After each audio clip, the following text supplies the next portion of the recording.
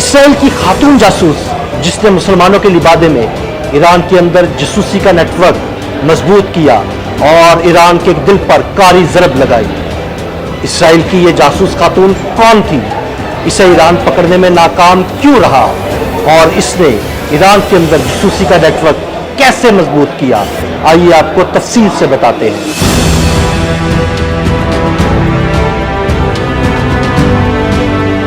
Catherine Paris شکدام ایک فرانسیسی دوشیزہ جس نے بظاہر اسلام قبول کیا۔ اس نے ایرانی انقلاب کی تعریف کی، ولایت فقیہ کی حمایت کی، یہاں تک کہ اس کے مضامین ایران کے رہبر اعلیٰ آیت اللہ خامنائی کی ویب سائٹ پر شائع ہونے لگے۔ لیکن یہ سب محض ایک نقاب اور ایران میں پھیلایا جانے والا جال تھا۔ در حقیقت اس کے پیچھے موساد کی آنکھیں چھپی تھیں جو ایرانی نظام کے اندر سے ہر چیز کو دیکھ رہی تھی۔ کیتھرین پیرس شکدام کسی عام جاسوس کی طرح ایران میں داخل نہیں ہوئی، بلکہ وہ ایک لکھاری، صحافی اور مفکر کے طور پر سامنے آئی۔ کیتھرین نے ایرانی سیاستدانوں سے ملاقاتیں کی، پاسداران انقلاب کے ساتھ بیٹھکیں جمائیں۔ اس نے ہیلی کاپٹر حادثے میں جاں بحق ہونے والے سابق ایرانی صدر ابراہیم رئیسی سے 2017 میں ملاقات بھی کی اور صحافتی تحقیق کے پردے میں ایران کے حساس علاقوں اور تنصیبات کا دورہ کیا۔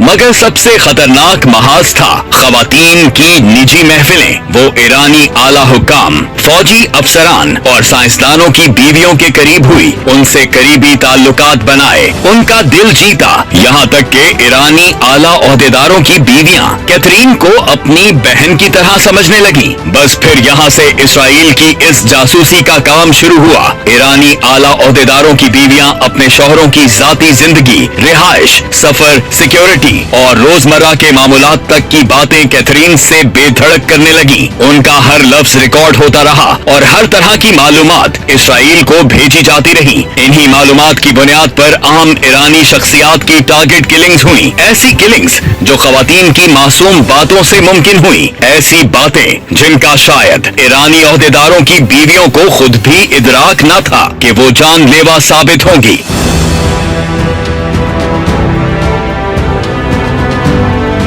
جب ایرانی خفیہ اداروں کو کیتھرین پیرس شکدام پر جاسوس ہونے کا شک ہوا تو بہت دیر ہو چکی تھی۔ اس سے پہلے کہ راستے بند ہو جائیں، کیتھرین ایران سے فوراً فرار ہو گئی۔ مگر اس وقت تک کیتھرین کا مشن مکمل ہو چکا تھا۔ وہ ایران کو وہ زخم دے چکی تھی جس کی تکلیف آج بھی جاری ہے۔ اسرائیل اب تک کیتھرین کی دی ہوئی معلومات کی بنیاد پر خفیہ اور مہلک کارروائیاں کر رہا ہے جو کیتھرین نے ایران کے ایوانوں اور گھروں سے حاصل کی تھی۔ یہ صرف ایک جاسوسی کی داستان نہیں بلکہ ایک ریاستی سیکیورٹی کی زبردست ناکامی ہے۔ گو کہ کیتھرین پیرس شکدام نے 2022 میں اپنے اوپر لگائے گئے اسرائیلی جاسوس ہونے کے الزامات کی تردید کی تھی، لیکن ایرانی خفیہ ایجنسیوں کی رپورٹس کے مطابق کیتھرین نے ایران میں ایک مضبوط جاسوسی کا نیٹ ورک قائم کرنے میں اہم کردار ادا کیا تھا۔